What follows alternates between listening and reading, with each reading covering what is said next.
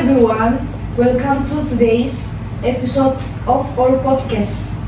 I'm Nida Fatia Ramadhani and joining me is my co-host, Ayu Diani Putri.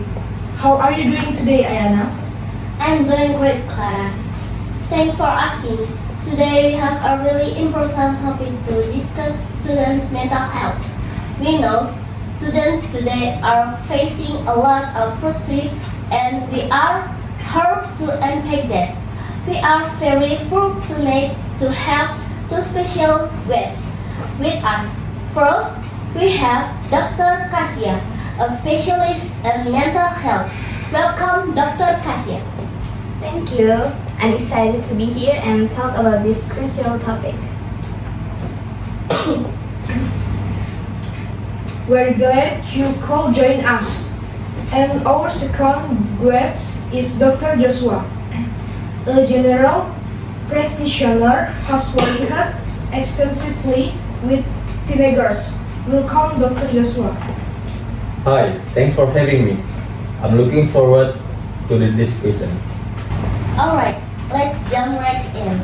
Dr. Kasia, as a mental health specialist, you must see a lot of students dealing with stress and anxiety. Can you talk to us about what tends to be the primary source of stress for students? Certainly, one of the biggest sources of stress for students is academic pressure. Having to juggle multiple assignments, exams, and projects all at once, there's often a fear of failure or not meeting expectations, whether those come from themselves, parents, or teachers. But it doesn't stop there. Social pressure is another major factor. Navigating friendships, dealing with peer influence, and in today's world, managing their social media presence can also cause a lot of anxiety. All of this combines to create a high-stress environment for students. That's so true. I think we tend to understand just how many different kinds of pressure students are facing. Dr. Joshua, from your experience, how does all of this stress affect students physically? What symptoms do they commonly show? It's interesting because a lot of people forget how interconnected the mind and body are. When students are stressed, it can manifest physically in various ways. Some of the most common symptoms I see are headaches, upset stomachs, fatigue, and sleep disturbance. Insomnia is particularly common among stressed students. They might have trouble falling asleep or staying asleep because their minds are racing with doubts about school or social worries. Chronic stress can also lower the immune system, making students more susceptible to getting sick.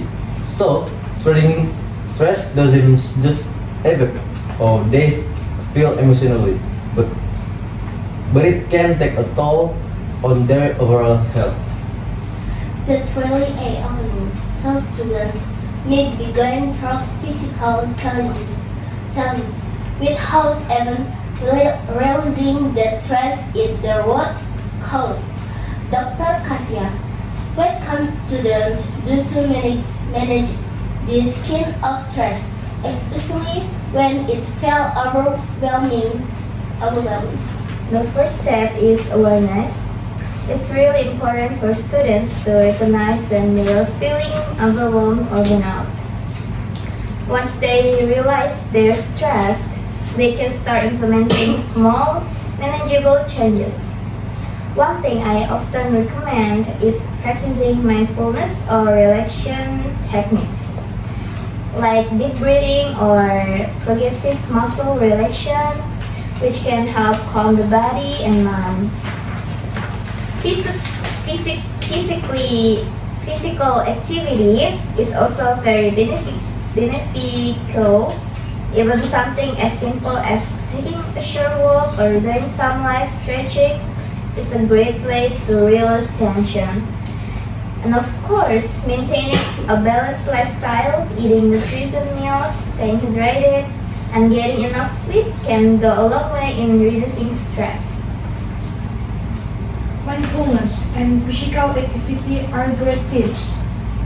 But we all know that sometimes stress can feel too overwhelming, and it's not always easy to manage on our own. Dr. Joshua, when should students consider seeking professional help? What things should they be looking out for? This is very important question. There are certain signs that indicate when stress has gone beyond normal levels and professional help is needed. If students are finding it difficult to carry out their daily routines, like concentrating in class, doing homework, or maintaining their relationships, it's time to seek help. Present tense symptoms like chronic anxiety, feelings of hopelessness, or major change in sleep and eating habits are red flags.